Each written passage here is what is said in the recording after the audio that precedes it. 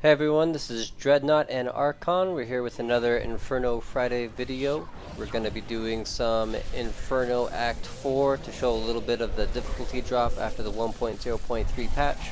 And we're going to be talking a little bit about the details of the 1.0.3 patch. So 1.0.3 kind of sounds like a small patch, but there was a lot of things changing.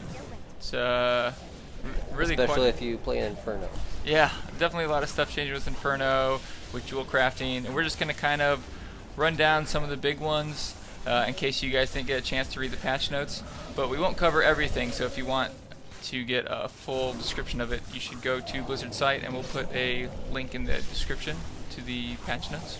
Also, you may know that we are doing random drawings of our subscribers to give away some awesome free gear. And our winner from last week, we are giving him a sweet new two-handed weapon. It's called Enduring Weapon. The winner again was the Cogsy, and you can see the weapon right here. 1289 DPS, got 103 intelligence, 111 vitality. Should be a really big upgrade for the Cogsy because he just hit level 60. And when you're the wizard or the demon hunter, it's all about putting out the crazy damage. And so because it's another Inferno Friday video, we have another winner to announce as well. And I'm not sure how you say this, but we used a random number generator, and this week's winner is Proigi. Proigi. Yeah, I think that's about as close as we're going to get. So Proigi, you've won a free upgrade. We will contact you on YouTube and meet you in game to give that to you. So you'll, if you've read the patch notes, if you've been playing in Inferno since the patch, there's been some nerfing and buffing, as people like to say. If you stacked attack speed like I did, then you probably took quite a big nerf. If you've noticed that your weapon has lower DPS on it, it's because it had attack speed on it, and that amount has been lowered by around 40%. I think 50. Well, yeah, the patch note said 50%, but yeah, I had some boots that gave 14%, and now they give 5. Yeah, so. it seems like there's some variance to that 50%. Yeah, definitely not exactly 50%. So that's probably the biggest news. The other one was that all damage has been decreased. All damage that enemies do has been decreased in Acts 2, 3, and 4 of Inferno. So this kind of got rid of that big gap that a lot of players felt going from Act 1 to Act 2. It won't be such a big jump anymore. It also was getting really hard for barbarians and monks who have to stand in there taking the damage, and they wanted to kind of balance that out as well. Yeah, there was talk about taking the melee class takes 30% less damage just for being a melee class, and they were talking about upping that to 50%, but as I understand, that is not what Blizzard decided to do. Instead, they reduced all damage done by enemies in Acts 2 through 4 of Inferno, and Blizzard, it seems, felt that there is disparity between the melee and the ranged classes, but they're hoping that the damage reduction is a bigger bonus to the melee, since melee generally takes more damage. But if not, then there will probably be some rebalancing in the 1.1 patch, which does not have a release date. So don't give up on your melee classes yet. Blizzard acknowledges that there is a disparity between the two classes, but Blizzard does a decent job of balancing, even if it does take a while, it'll be there. And it definitely is a significant damage reduction. We could tell immediately. And while we're not just cruising through Act 4, we still do die a couple times. It still is challenging. If you'd seen us just do a 20-minute playthrough before the patch, you would have seen we're dying a bit more. It's a noticeable difference for sure. Yeah, some of the elite groups in Acts 3 and 4 were a huge pain before the patch, and they still are after the patch. So it is quite a bit of a damage reduction. It was a noticeable difficulty decrease after the patch, but at the same time, you're going to run into some elite groups still that are going to give you your run for your money. Unless you've got the best gear in the game on, there's going to be some challenges still in Inferno. Yeah, I'm kind of excited about this reduction. A lot of these range classes felt like they couldn't put on enough defense to stop getting one shot, and so one of the most popular strategies was just to stack a ton of damage and try to kill stuff before it got to you, which was really just a frustrating way to play because you're still getting one shot from everything. And this has kind of opened up a lot more possibilities. If because you don't need nearly as much resistances and armor to avoid getting one-shot, and it really just makes more sense now to put on defense. It makes less sense to go full offense, especially combined with the attack speed nerf. And the big mentality before the patch was, hey, I'm gonna stack 100 to 200,000 damage DPS, and I'm gonna be a glass cannon. Anything can one-shot me, but I kill things so fast that it doesn't matter because I'll die, come back to life, and finish them off. But that changes a little bit with the repair costs in the 1.0.3. Repair costs are just through the roof now. If you get into the red and you're wearing a lot of item level 62, 63 gear, it is going to be a big chunk of change that you're spending trying to give yourself those repairs on areas that are a little bit too difficult. Yeah, I think we're spending around 50,000 gold to do a full repair, where we used to spend around 12,000, I think. Yeah, it's a big increase. Yeah, you really can't afford to be dying very often anymore. You got to think of it, if you're about as geared as us, it's about 5,000 gold every time you die, so you just take that in consideration to decide if it's worth grinding some of the higher difficulties. And a lot of people will probably find that it's worth it to drop down a few difficulties, as item level 63, the best gear, can now drop on 1 and 2, even though it's a lower drop rate. Right, so even though you are able to clear Acts 3 and 4, it might not be the best run to do. It definitely was before the patch if you were able to do those, but now item level 63 has a 2% drop rate in Act 1 and a 4% drop rate in Act 2, and so if you can do Act 1 and 2 significantly faster than Acts 3 and 4 and dying significantly less, then it may be worth your time to do Acts 1 and 2, especially if you're just getting frustrated with Acts 3 and 4. You might have more fun doing Acts 1 and 2 anyway. Yeah, and going down to Act 1 or 2 might also give you the opportunity to put a little bit of magic find on your gear that you maybe couldn't afford to put on your gear in Act 3 and 4. About a week before the 1.0.3 patch, they got rid of the damage increase that enemies do when you're in multiplayer, so multiplayer is a lot more fun now. We've been mixing it up with different class variations and different group sizes, and it's actually a lot of fun and a valuable strategy to have a 4-person team rolling through these acts as long as you got a good group with you. Yeah, it almost always makes sense to play in a group if you can now. Even public games seem to be worth it a lot of the time, as long as you don't get stuck with people who just hang out in town or die over and over again. Like 9 out of 10 of the times you do public games. That's true. But I just wanted to go through some of the other stuff. We're going to go through it kind of quickly, but just wanted to cover some of the other important changes in the newest patch, 1.0.3. Rewards provided for replaying quests have been reduced. I was actually going to post a video on how to quickly level from 50 to 60 by just doing the first quest in Act 4 over and over again, but I haven't posted it yet because I'm pretty sure this is going to change that. People were finding that they could get a lot of gold or experience by just redoing a quest a lot, and so they've now reduced it for redoing it multiple times. Another one, magic find will no longer be considered when looting objects in the environment, such as chests, barrels, vases, pots, and corpses. This is probably a response to people doing these Act 4 runs where they just try to skip everything and go straight to the chests. Yeah, also the Royal Crypt run, which took 3 minutes and you just went and broke all the vases in Act 1 right before the Skeleton King, and people were making 300,000 an hour doing that, and Blizzard, with its infinite wisdom, decided that it should not be worthwhile to break vases for hours on end, or else the hardcore players are just going to do that anyway, and that's what the game's going to be about. Yeah, they also made it so destructible objects can't drop items. They only drop small amounts of gold now.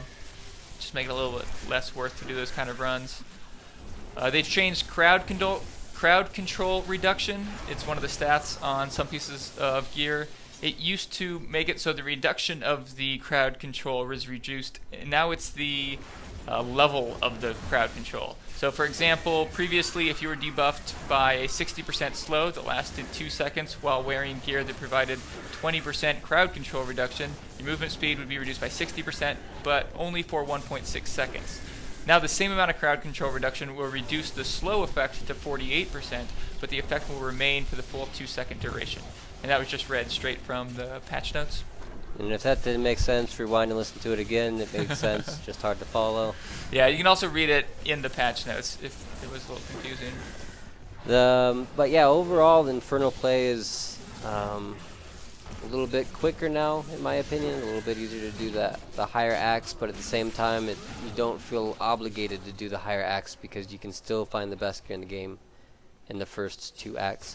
What this means for the real money auction house, though, is that prices are going to drop because items that used to take 24 hours to find are about taking around 8 hours to find now.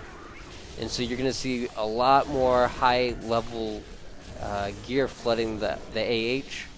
It hasn't reduced prices drastically yet, but once all the people posting their shiny items for $200 don't sell, then that's just going to be reduced, and the people selling for 100 million don't sell, it's going to be reduced. So my advice is to wait 1 or 2 or 3 weeks and then buy the items if you want to use real money auction house, or with the gold too. It's the same economy, so maybe hold on to your gold for a little bit before you buy some of those nice shiny items in the auction house, because prices are going to go down. Yeah, it may be tempting, but definitely worth it to wait at this point. Another thing that was changed in the patch was players wearing life on kill items should no longer receive benefit from this affix when killing friendly monsters. So wizards probably noticed that casting Hydra and then recasting it could give you health if you had life on kill. That has been fixed. It no longer works. So hopefully you didn't put too much money into life on kill gear to get that Hydra heal, because it won't work anymore. Another one, the gold and material crafting cost for all items level 1 through 59 have been reduced by 50 to 75%. So Blizzard realized that no one was using the blacksmith and jeweler while they're leveling up, and they've made it much more worth it to use each of them. It costs a lot less to craft blacksmithing materials, and it costs less gems and less money to combine gems, especially while leveling. You probably noticed that it costs something like 20,000 gold to make 3 squares into a flawless square, but then you could just buy a flawless square on the AH for 1,000 gold. So yeah, those prices didn't make any sense. Blizzard knew that, and they looks like they fixed it. We'll see, but yeah, prices drastically reduced for jewel crafting and blacksmith. Yeah, it's practically free now to make any gems flawless square and below. Which is what they needed to do anyway, because of how cheap flawless square had become. It wasn't worth crafting any gem below flawless. Yeah. They've also added Enrage timers to most bosses. It looked like they were mostly about 3-minute Enrage timers. If you don't kill the boss in that amount of time, it gets more challenging. Some of them just get a little more challenging. Some of them are just impossible to do if you don't kill them within their Enrage timer. We haven't been able to see many of these yet, just read about them in the patch notes, but it seemed like some players maybe were just taking a long time to kill bosses, and they didn't want you to be able to do that. Yeah, so this is Act 4 has an 8% drop rate at the item level 63 gear. So if you are able to do Act 4, I suggest counting how many elites packs you are killing in your run per hour maybe, or how long it takes you to get 5 Nephilim stacks, and then how many elites you kill with those 5 Nephilim stacks in comparison to Acts 1, 2, and 3. Because if you can do an Act 2 run, or if you can do Act 2 twice as fast as you can do Act 3 or 4, then it's probably worth doing Act 2 instead, because it's still a 4% drop chance for item level 63 gear. When I say twice as fast, I don't mean finishing the act twice as fast, I mean killing elites twice as fast, because Act 4 is obviously shorter than Act 2, so figure out how many elites per hour you're killing, and then if it's twice as much in Act 2 as it is in Act 4, then maybe it's worth your time to do Act 2 instead. Yeah, that's true. And also, the Nephilim stacks. Having 5 Nephilim stacks before the patch guaranteed you to get 2 rares from each boss kill. They've now reduced that down to 1 rare is guaranteed if you have 5 stacks. But also, when killing champion and rare packs, or elite packs, you're now also guaranteed 1 rare if you have 5 stacks of Nephilim. So it seems that you're going to be able to gear yourself up just from doing the elite packs, and you don't have to rely on the 5-stack boss kills to get all of your rare items. Yeah, before the patch, it was common for people to just do a certain run. I'm doing Siegebreaker run, or I'm doing Golem run, or I'm doing the Butcher run. Those are going to be a little less popular now that it might actually just be worth going through the whole act, because the longer you can keep up your 5 Nephilim stack, the more gear you're going to get. So it's probably not worth just doing a single boss if you have time to do the whole act instead, because the elite drops are going to be just as good as the boss drops. They also made some of the specific elite packs a little bit more manageable. Like Soul Rippers and those Wasps in Act 2 were really annoying to kill, mostly because they'd run away whenever you tried to attack them. Yeah, the AI on those Wasps was out of control. If you're a barbarian, you probably understand my rage when you would chase after the Wasp, and right as soon as you got to it, it would spit 4 bees that do 1,000,000 damage, it seemed, each. And so you dodge those, and as soon as you dodge them, they run away. They figured out the Wasps were just too smart for us, and so yeah, they got a brain nerf. They're a little bit less, the AI is a little bit less tricky on those. Yeah, the same goes for Soul Rippers and I think a couple of the other packs. They've also changed a couple of the abilities. For example, in invulnerable minion packs, the leader of the pack will now have less damage. So you probably noticed that invulnerable minion packs are very hard to kill. They should be a bit easier now. They also changed how Mortar works a little bit. Mortar will now have a longer range, but its minimum range, or the safe area that you can stand in without getting hit, is going to be doubled. So when fighting Mortar packs now as a ranged unit, or a ranged character, it's going to make sense to stay fairly close to the enemy. Not close enough to get hit, but you can avoid that Mortar just by staying in a close circle. If you don't have the Mortar, it's just the fireballs that always go after the ranged units.